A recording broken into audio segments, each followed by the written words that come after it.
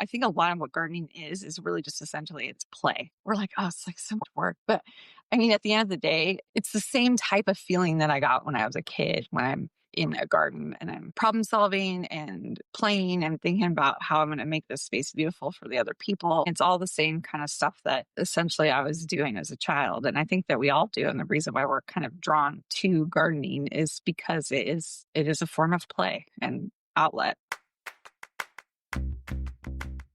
Welcome to the Relished Gardens Podcast, where we have conversations about the intersection between the garden and your life and how all those things are intertwined, how to care for your space, how to prune, basically everything that is related to the design and development of a garden and the keeping of a garden. I'm Claire Liddell Hannon. I'm the founder and lead designer at Relished Gardens, where we build, design, and maintain beautiful gardens. Let's dig in. Today, I want to talk about how my experience shaped the way I make choices for my garden and help other people in theirs. I think a lot of my interest in creating beautiful spaces began as a kid because the kind of play I was drawn to was creating spaces, whether it was, in my garden or in my home or in my closet where I developed a Barbie dream house or, friends' yards where I would help them with their gardens. I think it's just something that I've been drawn to for forever. Definitely influenced by, people around me and this one friend's mom, and she was always redoing something. And I was like, that's interesting. I didn't know you could do that. My grandpa created beautiful gardens in Corvallis, Oregon. And when I'd go up to visit him, outside was a respite in a way that it wasn't in Northern California where it was hot. He just spent a lot of time in his garden. And then growing up in Northern California, I don't think that Alice Waters was I don't think her name was something that I was aware of at the time. But I think definitely her influence was there because of farmers markets and eating locally and just the California cuisine. I think my mom had a lot to do with the influence as far as food goes, because she was always introducing us to something new. And my aunt, actually, she had artichokes, she had a cherry tree, she had pomegranates, she had persimmons. Nobody had persimmons. No one had persimmons back then. And the only way that you had them is to grow them. They weren't accessible in a store, but you could grow them. And so I think that those kind of things definitely influenced me. And across the street, her neighbor had this fig tree. Still, I smell the smell of a fig and it reminds me of hot California. So yeah, it taught me that you can grow things and they taste like that sensation. It's beauty is not just what you see. It's experiential, right? It's taste and sight. And it's that same feeling that you get from both seeing something beautiful and then experiencing something. I think I equated a lot of those things together at an early age. So these kind of things kind of started to inspire me as a young child. And my desire to create pretty spaces. As a young mom, I wanted to create a beautiful life for my kids. I've always thought it was important. I've always valued it. I got a lot of satisfaction out of coming into a beautiful space, and I wanted to create that for other people. I think that aesthetics and beauty does something to our brains. I don't know what. I'm not a scientist. I think beauty is important, and I think it really does benefit people to be in beautiful spaces. I just know personally that it affects me, and I think it affects the people around me. And so I've always tried to create those spaces for people. I learned a lot early on from Martha Stewart because she was on PBS and it was accessible. And she would show you how to do all this stuff, and then she would show you how beautiful it was. And there's not really anything else like it at that time, I don't think. And so I really poured over both her magazines and her TV show. I really kind of soaked it up, trying to learn as much as I could about just the how of making and creating beauty that was outside of just art. I was really interested in art and fashion. And so art and fashion had always been kind of my focus. And then all of a sudden I had these little kids that I was trying to create beauty for. And so my focus really shifted to creating a home. And Martha Stewart was doing that at that time. And it was very influential. I would say that we would not be celebrating Halloween the way that we celebrate Halloween if it wasn't for Martha Stewart. On her farm, she grew tons of different types of pumpkins. So all of a sudden, I'm like, oh my gosh, you can have blue pumpkins and you can have all these different colors of pumpkins, and your Halloween doesn't have to be just orange and black. You could have it could be really pretty. I mean, that could be a really beautiful color palette. That was definitely something that I was kind of struck by. And then she had chickens farm, and I was blown away by the chickens, mostly because of the egg pellets, I have to say, is that I was so influenced by color, but the egg pellets that she was producing in like the 90s or whatever, like I hadn't seen that before. She was taking the most basic thing, right? We're all eating eggs. Everybody's eating eggs. And she's like, look at the beauty here in this just like one simple thing that is really part of most Americans' daily lives. And at that point, it was just white. And so I really was like in love with the idea of chickens. And I mean, I grew up in a place where chickens were uncommon. People had chickens. It was not something that was pretty. It was purely for the utility of it. And she elevated it through the beauty of the variety. And I mean, Alice Waters did that too, right? She elevated simple ingredients because there was variety and they were well grown. Our first house, I think I started trying to build a garden, which was kind of a fool's errand because I was trying to put hydrangeas and sunny spots and had no idea what I was doing, and chopped out a rose, which I thought was completely dead, that ended up coming back and being amazing after it was chopped back to nothing. But you learn those things. And I think a lot of what gardening is really just essentially it's play. We're like, oh, it's like so much work. But I mean, at the end of the day, it's the same type of feeling that I got when I was a kid, when I'm in a garden and I'm problem solving and playing and thinking about how I'm going to make this space beautiful for the other people who lives here. What are they going to think? All of these kinds of things. How am I going to get this plant to look the best? What's the structure of this plant? How am I going to prune this plant so it's beautiful? I mean, it's all the same kind of stuff that essentially I was doing as a child. And I think that we all do. And the reason why we're kind of drawn to gardening is because it is a form of play and outlet. I was kind of in love with the idea of the slow life and that slow pace and the rhythm that was created out of the seasonality of life. I've always been drawn to this, just living seasonally, I guess. I think my favorite time of the season is the change of the season. It's that process of changing and knowing that change is coming and that you will return to that later. It's that the familiarity, the cycle, that process, and I think that that's what gardening gives you, that distinct seasonality, because there are things that will happen during that season and you have to like hold it. So my garden in LA, I mapped out. I measured, drew, it was on graph paper. So everything's like all drawn in to scale on the boxes. I had like mapped everything out, just kind of the best I could. I had no training or no understanding. And I just kind of was like, okay, I'm going to do this. I'm going to figure this out. And then I'll solve for it on this piece of paper. And the lot was 5,000 square feet. It was a good enough city lot. So I was growing a lot in my garden and I loved that. And when I moved back to Washington, I wanted to grow like everything. I was like full in, like I would totally have gone full homesteader and been super thrilled. And then I read Barbara Kingsolver's book, Animal Vegetable Miracle. And I was like, no, I want to have other things in life. Basically, she tries to grow and produce everything that her family is going to eat for an entire year on this property. I still recommend it to people all the time if they're like looking to grow their own food. She has this great like chapter about raising turkeys. And I was like, nope, never going to do it. Not going to do it. Nope, you cured me. I'm good. The reality of it is that most people don't have a big enough yard to grow everything that they need. And the amount of time that it would take and lifestyle that it takes to do everything by yourself is incredibly challenging. There are people who are doing it, like more power to them. But it's really unrealistic if you want to have anything else in your life besides growing your own food. And so then my next house had a half an acre, partially wooded and probably about the same amount of sun on the slope.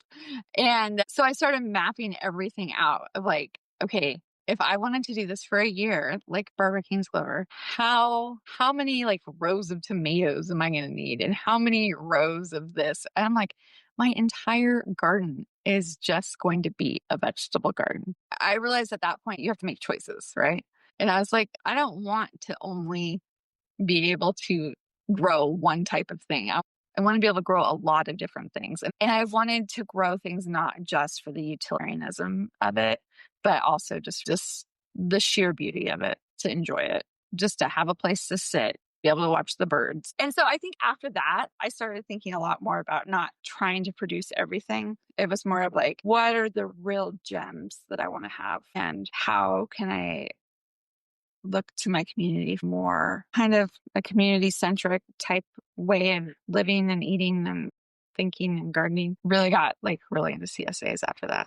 And so at that point, I was really, really drawn to the environmental impact of food and growing food and what it takes to grow food for a community.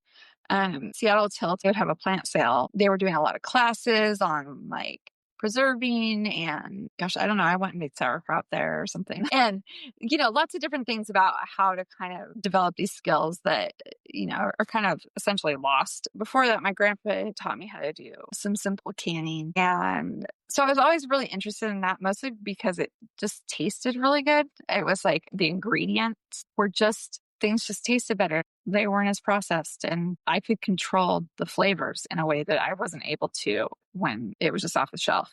The ability to do certain types of preserving, again, it's play. It comes back to play. Well, I'm very much pro seasonal eating when you can. I still wanted to be able to preserve the season, but I didn't want to have to grow every single thing I was preserving or wanting to preserve. I didn't want to have to grow 25 tomato plants, And actually, one year I tried to grow this huge, huge row of tomato plants. And because they're all in a row, they all got blight. And then the entire row is gone. And that whole section of land that is used up all summer and then it's held for just tomatoes was, it's essentially a waste for that entire season. I've never grown tomatoes the same way since. And it was definitely a learning process. But what I realized is that there's a lot of farmers doing a lot of really good work and kind of built a friendship with a gal who kind of facilitates a lot of it and would figure out how to kind of supplement my preserving projects with stuff that came from their farms. I started getting really choosy about what I was going to put into my garden as far as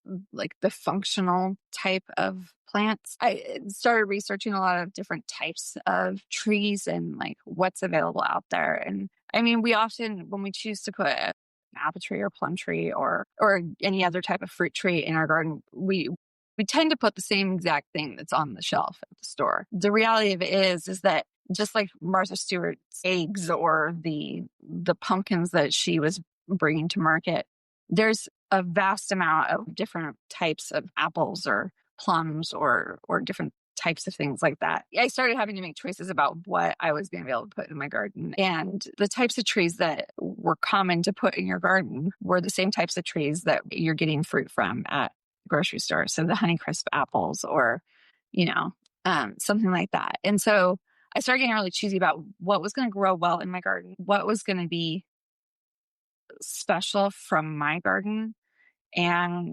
started thinking about like community wise what was available outside of my own garden because I didn't have to grow everything. I wasn't trying to grow everything, but I still wanted to connect with that kind of the play that was associated with homesteading or the idea of a big farm or like a big beautiful garden. And so I started thinking about, okay, who does what well and what can I do well? And so then I started getting apricots from the guys that come over across the mountains and they do amazing work and their apricots are going to be way better than the ones I'm going to grow because I don't really live in a spot that should be growing apricots. I mean, like we could probably technically get away with it, but we don't have the kind of heat right now to really develop a lot of apricots to be able to do the kind of projects I want to do in a cooking sense. So I think in garden and life and everything, there's trade-offs. And it's like using your garden, thinking carefully and strategically about your garden, not just for beauty, but also for functionality.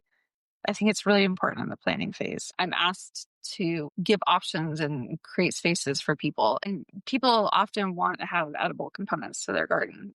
And so it's really about asking yourself the questions about why you're adding those types of plants into your garden. And I think before you even decide what you want to put in there, it's like, well, what are the feelings I'm looking to create because of having XYZ plant? People just automatically go to apple trees. And it's like, well, why apple trees? And I think personally, in my own experience, apple trees are just, it's what you grow if you want to grow food as a tree. If you're looking to grow a tree that has food, you grow an apple tree. But in Washington, apples are they are abundant. I mean, your neighbors are usually giving them away. They're falling on the ground. They're everywhere. Unless the client really is like, no, I want to pick the apples with my grandkids or my kids, and I want to have a whole bunch of apples at the same exact time. And I don't care if they have a lot of worms in them and if they're kind of ugly and the kids aren't going to eat them off the tree. I'm fine with that. What I really, really want is I want to do a party every year and do an apple pressing. I'm like, sweet, let's do apple trees. Cause you get in a lot of people's yards, you get a couple choices for trees. And it's like, okay, or, what are the other things that we could have that are going to give you some edibility and they are not something that you're going to be able to get just at the grocery store. And that's going to give you that feeling of I grew this with my own two hands, which is often what we're looking for, right? It's that sense of satisfaction that I grew that and that work came from me and this is the product. And so there's something really satisfying to that. So I'm not knocking that at all. I love that. I have way too many apple trees in my own yard, but I think that the questions you need to ask about is, where do you see yourself doing with that apple tree? Because there's so many other types of trees that you could put in that space that would be interesting, that nobody else is going to have, that will also still provide that sense of satisfaction. And I would say even more so, because it's unique to your yard and not everybody has them, it will provide something for your broader community too. There's this lady that lives next to me, and every year she gets rid of quince because quince produce a lot of fruit when they're full grown. And I happen to love quince, and I don't have a quince tree, but she puts it up to our little group every year. And it's like, okay, the quince are ripe, come pick them up. And she separates them into bags. And, I go pick up the quince and my friend picks up the quince, or we trade, and I drive them over to her. She drives them to me. So it's this really this one fruit tree is this really pivotal kind of community builder with these people. And then those quince sit on my counter and they smell like vanilla and they're absolutely lovely. Honestly, I think I like quince more for the smell that they provide as a fruit on the counter than I necessarily even like as a fruit that I eat. And then afterwards, towards the end, I make the Spanish quince jelly. Is it membrillo? Is it membrillo? Yeah, it's made from quince. You should not eat quince directly, just saying. If you haven't ever had a quince, do not buy into one. It's incredibly astringent. They smell amazing. They do not taste amazing. They need a ton of sugar. But I think they're beautiful. I love quince season. It's a marker for me. And so if we're thinking about our garden spaces as a multifaceted approach of okay, I'm creating beauty in this space. I'm creating habitat in this space for wildlife. If I'm doing something edible, I'm going to be creating something functional that satisfies, a basic need of food. And then additionally, if you're thinking about it broader, you think about how can you use it to serve your community or bridge the connection. After deciding that I wasn't going to grow everything, I started getting very specific about what I was going to grow up and for the reasons why. I will always, while I'm in Washington State, will always have a raspberry patch. I often use them in an edge of a shady space. I do use them in a way that is very functional, but I absolutely love going out to my garden and eating raspberries. I don't care if it's not even cute. I will I will always have a raspberry patch in my garden. For me, that was non-negotiable. And I think it's about figuring out what your non-negotiables are. And so I kind of went through and started figuring out what my non-negotiables were. How do I intersperse life into this garden that isn't just about functionality and that kind of blends the edible and the ornamental together in a way that's both beautiful and functional, right? I think it's a lot about figuring out what your priorities are and really asking yourself questions about what is something that I absolutely 100% am going to eat every year? What is the act or the ritual of that season that I absolutely want to have come from my garden? And for some people, that's tomatoes. And having the smell of a tomato off of a vine is just, I can't fake that. Other people, it's rhubarb in the spring. The other thing I love is lovage. It's an herb that you can't really find. You can't find at a grocery store really. And to me, it's it's this taste of spring, and I put it in, in salads and different things and soups and stuff. And people are yeah, I don't know what this flavor is. I can't quite pin it down. And so to me, that is exciting. It's like giving people an opportunity to taste something or see something or experience something in a new way. And so for me, that's a really important dynamic to have in my garden. But it might not be like that for everybody. So I think it's like really dialing into what kind of just like lights you up, and for some people that's apple trees in the fall and blossoms in the spring. Other people it's, elderberries. So it's really thinking about your space critically, not like to criticize, but think about how much time you actually have. And then what are the rituals around the things that you plant that you want to participate in on a yearly basis that really are like, no, I want that every year. Because when you plant something, you're making choices for a very long time usually. And maybe for the people who live there afterwards. That's it for today's episode of the Relished Gardens podcast. If you love this conversation, make sure to subscribe. We've got new episodes every week. And if you know a gardening friend who'd love this, send it their way. Sharing the show helps grow our little garden-loving community. Until next time, I hope you find something in your garden to truly relish.